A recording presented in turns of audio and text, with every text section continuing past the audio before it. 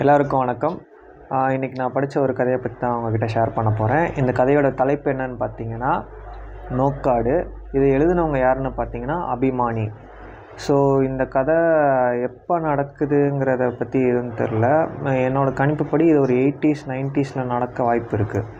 So என்னென்னா எப்படி start ஆகுதுன்னா, முதல் வரியே எப்படின்னா, இந்த இளவு வீட்டிலலாம் வந்து அழுக சத்தம் நின்று கேட்க முடியாது. திடீர்னு அழுவாங்க, திடீர்னு நிற்கும், திடீர்னு அழுவாங்க. அந்த மாதிரி வந்து மழை விட்டு பேஞ்சிக்கிட்டு இருக்கு அப்படிங்கிற மாதிரி சொல்லி ஸ்டார்ட் பண்ணுறாங்க. அதுக்கப்புறம் என்னன்னு பார்த்தீங்கன்னா, மனோஹரி அப்படிங்கிறவங்க ஒரு பெண் இருக்காங்க. அவங்க யாருன்னா வந்து ஒரு 5 வீடு கட்டி ஒரு காம்பவுண்டில் ஒரு லைன் வீடு மாதிரி கட்டி விட்டு அந்த வீட்டோட ஓனர் அம்மா தான் அந்த மனோஹரி அப்படிங்கிறவங்க. 5 வீடு இருந்து 5 குடித்தனங்கள் தனித்தனியாக இருந்தாலுமே எல்லாத்துக்கும் சேர்த்து 2 டாய்லெட் தான் இருக்குது, 2 கக்கூஸ் தான் இருக்குது அப்படிங்கிற மாதிரி சொல்கிறாங்க. அது மட்டும் இல்லாமல் இன்னொன்று என்ன வருதுன்னா, அந்த ஃப்ளஷ் அவுட் டாய்லெட்டு சிஸ்டம்லாம் இல்லை அந்த காலகட்டத்தில். வந்து ஒரு அந்த காலத்தில் எப்படி இருக்குன்னு தெரில. நான் புரிஞ்சுக்கிட்டதை வச்சு சொல்கிறேன். மேபி அங்கே வந்து அப்படியே இருந்துட்டு போயிடுவாங்களா இருக்கும். அதுக்கப்புறம் அதை அள்ளுறதுக்கு ஒரு நபர்கள் வந்து முனிசிபாலிட்டிலேருந்து வந்து அள்ளிட்டு போகிற மாதிரி சொல்கிறாங்க. ஸோ அங்கே மழை பெஞ்சு இருக்கிறதுனால அங்கே அள்ளுறதுக்கும் வந்து கருத்தம்மா அப்படிங்கிறவங்க தான் இவங்க இந்த டாய்லெட்டை க்ளீன் பண்ணுறதுக்கு ரெகுலராக வரவங்க முனிசிபாலிட்டிலேருந்து. அந்த அம்மா வந்து 3 நாளாக வரல. அதனால் வந்து மனோஹரிக்கு வந்து ரொம்ப கோபமாகி அவங்க இதாக இருக்காங்க. அது இல்லாமல் இந்த வாடகைக்கு இருக்காங்களே அந்த வீட்டு லேடிஸ் வேறு வந்து மனோஹரிக்கிட்ட சண்டைக்கு வராங்க. என்னம்மா இந்த மாதிரி வந்து நீங்கள் சொந்த வீட்டுக்காரங்க, நீங்கள் இந்த வாடகையில் இருப்பீங்க, நாங்கள் எப்படி சகிச்சுக்கிட்டு இருக்கிறது அப்படிங்கிற மாதிரிலாம் இவங்களை வந்து ரொம்ப ஏளனமாக பேசிக்கிட்டு, எங்கள் வீட்டுக்காரர் காலி பண்ண சொல்கிறாரு, வேறு வீடு பார்த்துக்கலாம் அப்படிங்கிற மாதிரி சொல்கிறாங்கன்ட்டு வந்து சொல்கிறாங்க. சொன்ன உடனே மனோஹரிக்கு வந்து இப்போ கருத்தம்மா மேலே ரொம்ப கோவம் வருது. ஏன்னா அந்த ஈரத்துக்கு அதுக்கும் அங்கே வாடை வந்துக்கிட்டே இருக்குது. இந்த பொம்பளைங்க வேறு வந்து நம்மக்கிட்ட சத்தம் போடுறாங்களே அப்படிங்கிற மாதிரி அவங்களுக்கு ரொம்ப ஈகோ ஹர்ட்டாகி அதெல்லாம் வந்துட்டு அந்த கோவம் வேறு வருது. உடனே மனோஹரியோட ஹஸ்பண்ட்டை சொல்லி, அவங்களுக்கு தான் கருத்தாயி வீடு தெரியுங்கள, ஸோ போய் அங்கே போய் பார்த்துட்டு வர வேண்டியதானே, ஒரு எட்டு போய் பார்த்துட்டு என்னென்னு பார்த்துட்டு வர வேண்டியதானே அப்படிங்கிற மாதிரி சொல்கிறாங்க. இப்படிலாம் சொல்லிக்கிட்டு இருக்கும்போது, இனிமேல் அடுத்த போனஸ் வந்ததுக்கப்புறம் கண்டிப்பாக ஃப்ளஷ் அவுட்டு டாய்லெட் சிஸ்டம் போட்டுற வேண்டியதான் அப்படின்னு மனசுக்குள்ளே நினச்சிக்கிறாங்க யார், மனோஹரி. அப்புறம் என்ன ஆகுதுன்னா வந்து, இப்போ அந்த கருத்தாய் யார் அப்படிங்கிறதோட டிஸ்கிரிப்ஷன் ஸ்டார்ட் ஆகுது. அவங்க வந்து ஒரு 50 இயர்ஸ்க்கு மேலே இருக்கிற ஒரு லேடி.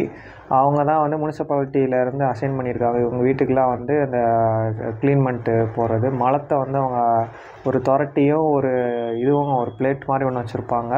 அதை வச்சுட்டு அவங்க அள்ளிட்டு போவாங்க அப்படிங்கிற மாதிரி சொல்கிறாங்க.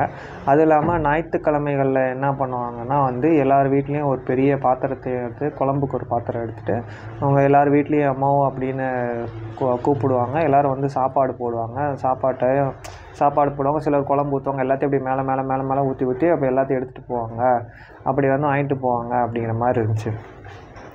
இப்படிலாம் சொல்லிக்கிட்டு இருக்கும்போது வந்து இந்த அம்மாவை பற்றி ஃபுல் டிஸ்கிரிப்ஷன்லாம் இருக்கும். இருந்ததுக்கப்புறமா அந்த அம்மா என்ட்ரி ஆகிறாங்க. யார், நம்ம கருத்தாயி அம்மா. அவங்க அவங்களோட அந்த தொரட்டியையும் அந்த இதையும் வச்சுட்டு, ஏடையும் வச்சுட்டு, பிளேட்டையும் வச்சுட்டு வராங்க. வந்த உடனே இவங்களுக்கு டென்ஷனு, திட்ட ஆரம்பிச்சிட்டாங்க. ஏம்மா இப்போதாம்மா வந்தேம்மா, இவ்வளோ நாள் என்னாச்சும்மா அப்படி இப்படின்ட்டு. உடனே அதுக்கு அவங்க கருத்தாயி அவங்க சொல்கிறாங்க, ஏம்மா இந்த மாதிரி வந்து எனக்கு 3 நாளாக வயிறு சரியில்லை, இந்த குளிருக்கு மழைக்கு எதுக்கும் சூட்டை கிளப்பி விட்டுச்சு, வயிறு சரியில்லை, வயிறு லூஸ் மோஷனாக போயிட்டே இருக்குது, மாத்திரை டாக்டர்கிட்ட போய் ஊசியும் போட்டாச்சு, அப்படி இருந்தும் இதாக தான் வருதுமா, இப்போ கூட என்னால் முடியல தான், எனக்கு இன்னமும் அப்படி போயிட்டு தான் இருக்குது. ஆனால் வந்து 3 நாளுக்கு சேர்த்தாப்பில் லீவ் எடுத்தால் முனிசிபாலிட்டி இன்ஸ்பெக்டர் வந்து வேலையை விட்டு தூக்கிடுவார் அப்படின்னு சொல்லிகிட்டு இருப்பாங்க. அப்படின்னு சொல்லுவாங்க.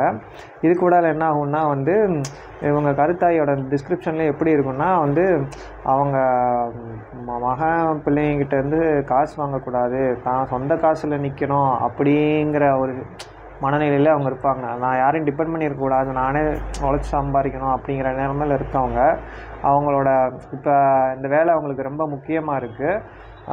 ஸோ வந்து அவங்க உடல்நிலை சரியில்லாட்டினாலும் அவங்க வந்து அந்த வேலையை பார்க்குறாங்க. ஸோ அப்படி வந்து பார்த்துக்கிட்டு இருக்கும்போது அவங்க சரிம்மா உள்ளே போய் பாருங்க அப்படிங்கிற மாதிரி அவங்களுக்கு அந்த கோவமாக தான், யாருக்கு மனோகரிக்கு கோவமாக தான் இருக்கும். அப்படியே போயிட்டு எடுக்க சொல்லுவாங்க, வேலை பார்க்க சொல்லிடுவாங்க. போய் இவங்களும் இவங்க கருத்தாயி வந்து உள்ளக்க அந்த வாளியோட இதோட போனால் உள்ளக்க வந்து தண்ணி இருக்காது. ஏம்மா நான் அள்ளதான் முடியும், தண்ணி கூடமா நானாக எடுக்கணும் அப்படின்னு சொன்ன உடனே இவங்க ஓகேன்னு சொல்லிவிட்டு மனோகரி போயிட்டு பக்கத்தில் அங்கே ஒரு கிணறு இருக்கும், அந்த கிணத்துல போயிட்டு தண்ணி அரைச்சிட்டு வந்து கொடுப்பாங்க. இவங்க உள்ளே போவாங்க, ஃபஸ்ட்டு டாய்லெட்டுக்குள்ளே போவாங்க. 2 டாய்லெட் இருக்குல்ல, ஃபஸ்ட் டாய்லெட்டுக்குள்ளே போவாங்க. போயிட்டு தண்ணி ஊற்றுற சவுண்டு கேட்கும், சரக்குன்னு அந்த இதை வச்சு பெருக்கிற அந்த அள்ளுற சவுண்டு கேட்கும், அப்புறம் தண்ணி ஊற்றி கழுவி விடுற சவுண்டு கேட்கும். எல்லாம் முடிஞ்சிடும், தண்ணி ஃபுல்லாக வெளியே போகிறதெல்லாம் தெரியும். அதுக்கு அடுத்த டாய்லெட்டுக்குள்ளே போவாங்க. போயிட்டு அங்கே பக்கத்தில் எல்லா வீட்டு லேடிஸும் அங்கிட்டு இருப்பாங்க. மனோகரி எல்லாம் வெளியே நின்றுட்டு பார்த்துட்டு பேசிட்டு தான் இருப்பாங்க. அப்புறம் என்ன ஆகுனா 2வது டாய்லெட்டுக்குள்ளே போவாங்க. போயிட்டு பார்த்தா ஒரு 5 நிமிஷம் 10 நிமிஷம் ஆச்சு, 1/4 மணி நேரத்துக்கு மேலே 20 நிமிஷத்துக்கு மேலே ஆயிடுச்சு. கொஞ்சம் நேரம் ஆயிடுச்சு, ஆளே வெளியே வர காணோம், எந்த சவுண்டும் கேட்கல. இவங்களுக்கு இதாகிடுச்சு, என்னடா ஆளை காணுமே அப்படின்னு சொல்லிட்டு மனோகரி இங்கேருந்து வெளியே கேட்குறான், என்னம்மா என்ன அல்றையா இல்லையா அப்படிங்கிறவங்கட்டு ஒரு மாதிரி அந்த ஆர்டர் டோனில் என்ன எவ்வளோ நேரம் ஆச்சு அப்படின்னோடனே அவங்க உள்ளேருந்து அவங்க கருத்தாயி வந்து ரெஸ்பாண்ட் பண்ணுறாங்க. என்னென்னா வந்து எனக்கு வயிறு சரியில்லை, இதாகிடுச்சுமா. அவங்களுக்கு வந்து லூஸ் மோஷன் ஆகி அவங்க அங்கேயே அவங்க டாய்லெட்டில் அங்கே போயிட்டுருக்காங்க. அதனால் வந்து அதையும் போயிட்டு நான் அப்படியே கழுவிக்கிட்டுறேம்மா அப்படிங்கிற மாதிரி சொன்னாங்க. சொன்ன உடனே மனோகரிக்கு டென்ஷன் ஆயிடுச்சு. இந்த இடம் பயங்கர டிஸ்டர்பிங்காக இருந்துச்சு எனக்கு படிக்கும்போதே. எனக்கு இப்போ சொல்கிறப்பே வந்து ஒரு மாதிரியாக தான் இருக்குது.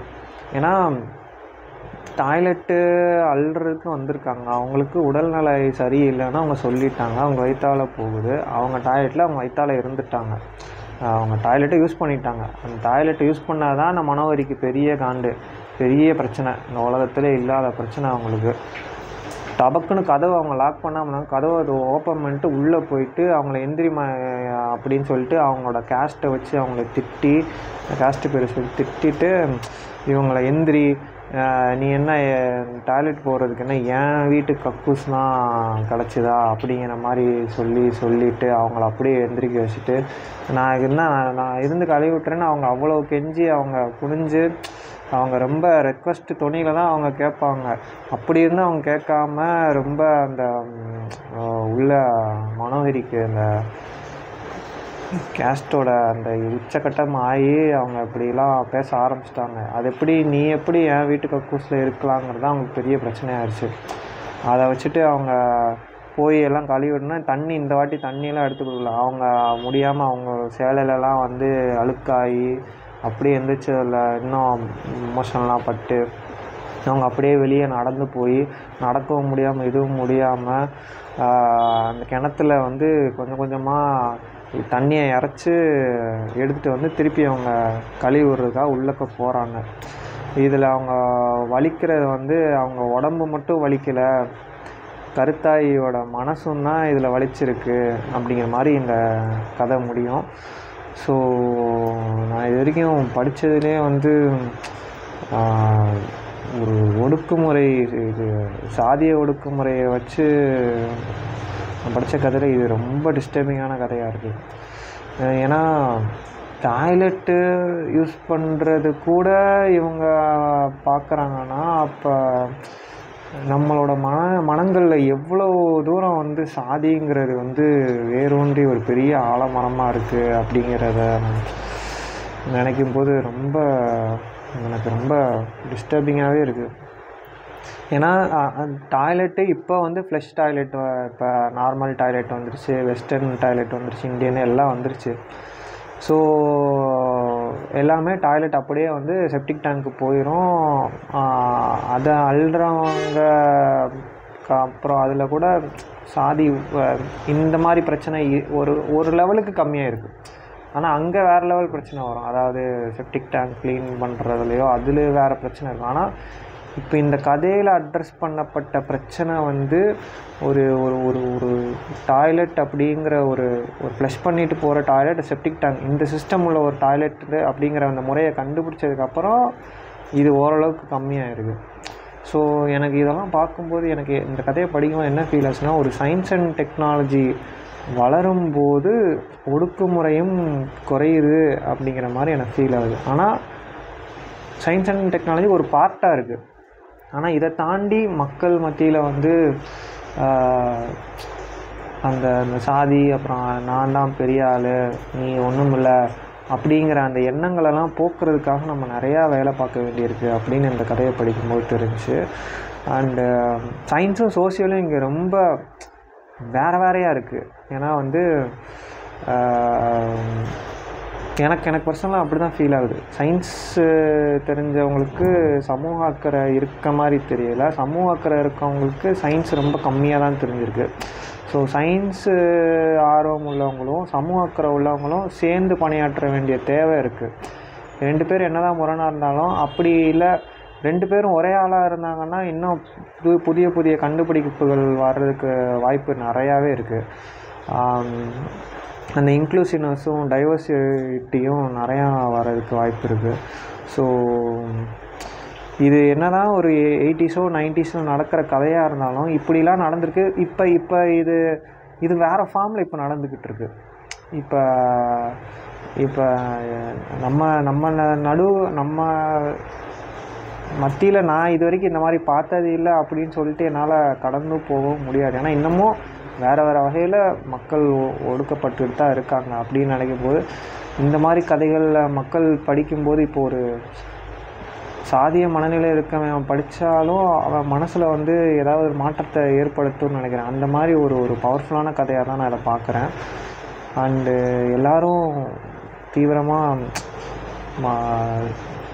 கலந்து ஆலோசித்து டிஸ்கஷன்லலாம் ஈடுபட்டு நம்ம ஃபஸ்ட்டு நமக்குள்ளே இருக்க அழுக்குகளை நம்ம போக்கணும்.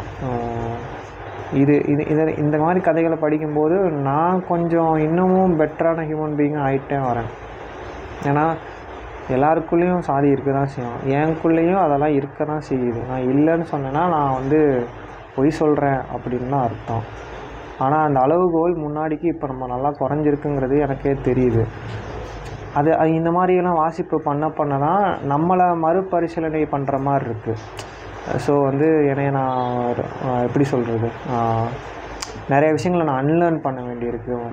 மனிதர்களை பார்க்கும் பார்வையில் மாற்றம் ஏற்படுது.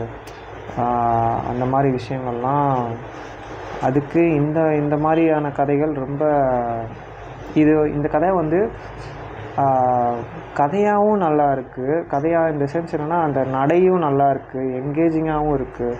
ஒரு இவ்வளோ பெரிய நம்மளை வந்து அந்த கருத்தாயோட கேரக்டரில் நம்மளை வச்சு பார்க்க முடிகிற அளவுக்கு அவர் எழுதியிருக்காரு. அதுதான் இந்த கதையோட வெற்றி அப்படின்னு நான் நினைக்கிறேன். ஸோ இதுதான் எனக்கு இந்த கதையை படித்தோன்னே எனக்கு தோணின விஷயம். ரொம்ப டிஸ்டர்பிங்கான ஒரு ஸ்டோரி தான். So peace out.